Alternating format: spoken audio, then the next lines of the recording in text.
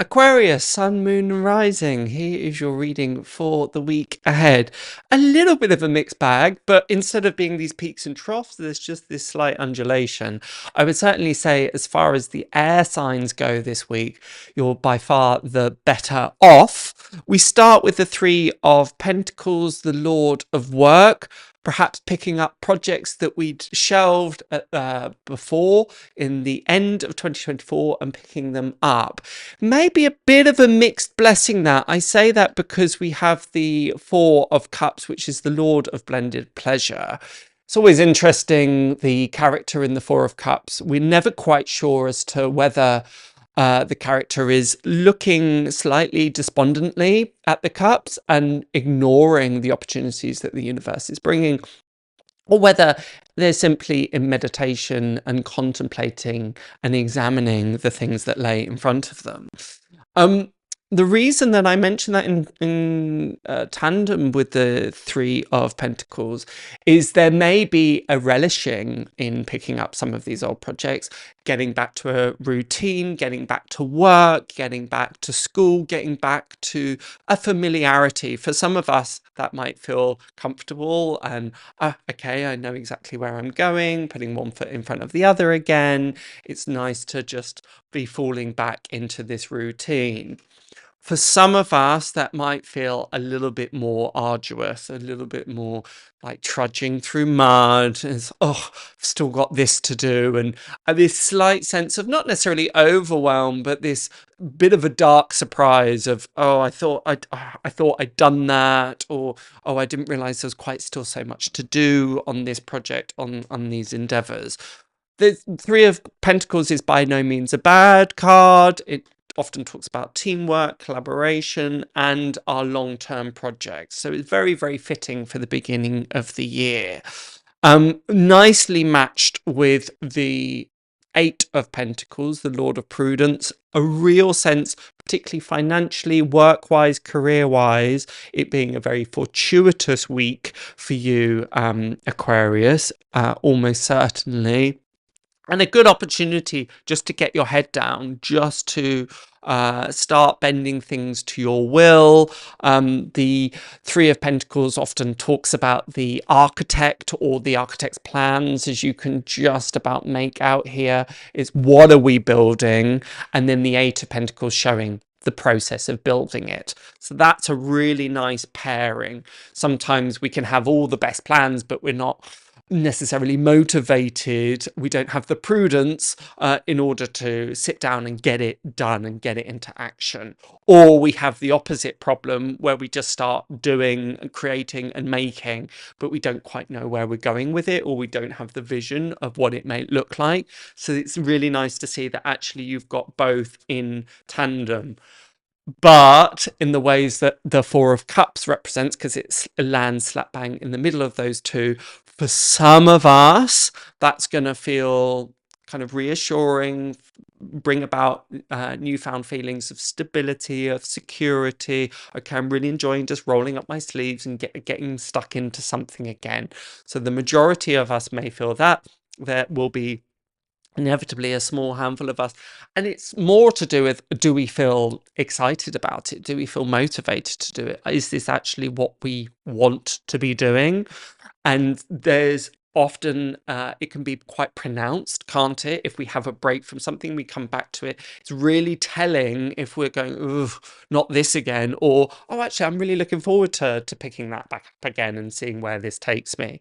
So if you're finding yourself more in that camp where there is this sense of dread, there is this sense of ennui, or there's this sense of yeah, just, oh, I don't want to do it, then what adjustments are required? And they might not be able to be played out immediately necessarily, but use that as a very telling, as a guiding force. This leads very, very well to our fourth card, which is the Ten of Swords, the Lord of Ruin, which always sounds slightly terrifying. There's a big call here to ensure that you're not leaving any loose ends. The Eight of Pentacles is particularly representative of that. especially in combination with the Ten of Swords. There may be a temptation at times to go, oh, that will do. I'll get that far. And there's a little bit of a danger of that coming back. It's interesting because I believe to Virgo, there was a lot about needing to not take it to the absolute nth degree, not take it to its absolute completion. Because there was kind of almost a perfectionist stream coming through. Here, it's more of the opposite. It's do take it to the complete opposite. I apologize in advance if you have Virgo and Aquarius in your sign with sun, moon, and rising, because that's likely to lead to a bit of a push and pull of, do I leave it? Is that good enough? Or do I need to see it until its complete end? If you're just working on the Virgo sign, then my recommendation here is to tie up all the loose ends, anything that has been left over from 2025, make sure that you see that to completion. And I would be as bold as to say that's not just about this week, this is a bit of a general note over the coming weeks, potentially the next couple of months. I don't feel that it's a theme for the year ahead entirely. It's well worth going to check this advice against the 2025 forecast for Aquarius that I released last week. Have a look at that and see how it compares. But there is definitely a sense of needing to see things through to their finality. 10 is an interesting number numerologically. A lot of the times people assume that it's about endings, and in some ways it is, but arguably 9 is the number of endings because it's the final single digit, and 10 is actually that tipping point between the ending of one cycle and the beginning of another. And this is where you'll likely find yourself over this week and the coming weeks, Aquarius. So please ensure that you're not leaving any loose ends, leaving things untied, that you're actually seeing things through until they're complete, until their completion. There may be a temptation and a want to just go, oh, I can't be bothered anymore. I'm just gonna leave it. Particularly if there's these points of dissatisfaction or these points of disillusionment, and we can't quite seem to find the motivation. Ordinarily, I would say, well, if the motivation isn't there, then don't do it. But here, I would actually say some of the reverse. It may mean that you're slightly pulling on reserves of inspiration and excitement that aren't quite there. So those may come with a little bit of challenges. Hence why I said at the beginning of the reading, is a little bit fluctuating for you this week, but ultimately, as we have the Three of Pentacles and the Eight of Pentacles in terms of finances, work, and wealth, it looks very, very promising. Now, what's also great is that there is a silver lining to all of this, particularly with that Ten of Swords energy. I'm going to dangle a little bit of a cosmic carrot. There's a great name for a band, Cosmic Carrot. But actually, it's probably a terrible name. But we've got the Knight of Wands at the end of your reading, and that is quite the reverse to some of this delusionment or this sense of apathy or lethargy that the Four of Cups can sometimes represent.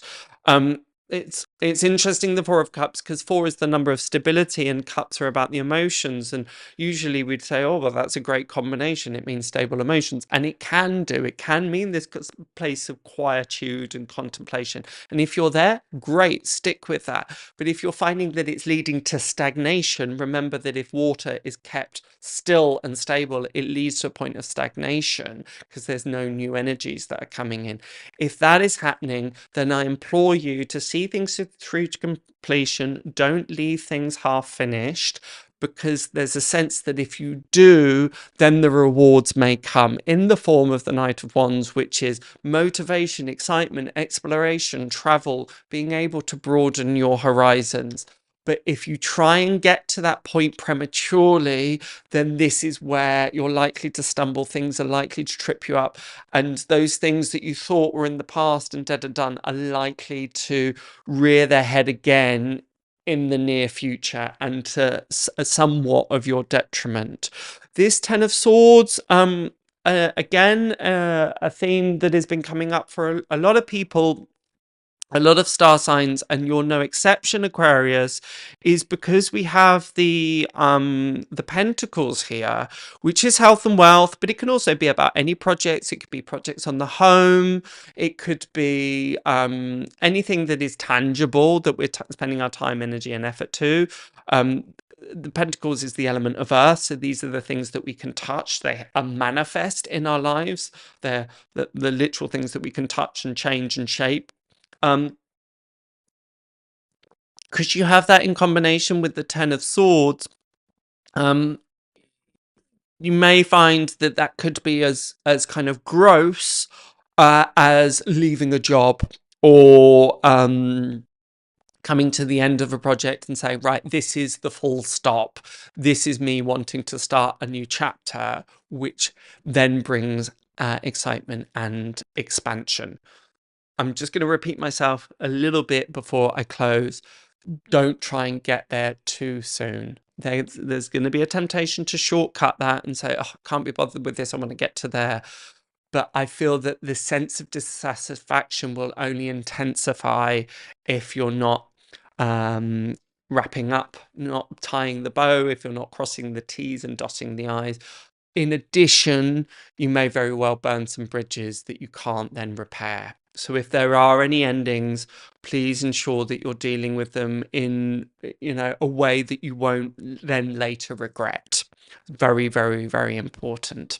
But other than that, it does look good. It looks like a very productive time. Looks like a time that you're going to be rolling up your sleeves and getting stuck into things, which is really nice to see. And I think, as I said, for many of us, that will come with a sense of reassurance and joy. If you do want more, check out your rising sign and moon sign. Particularly, I would say if you're Virgo, that would be an interesting mix. But also the other air signs too. But until next week, have a fabulous, fabulous next 7 days, and I shall see you then. Bye for now.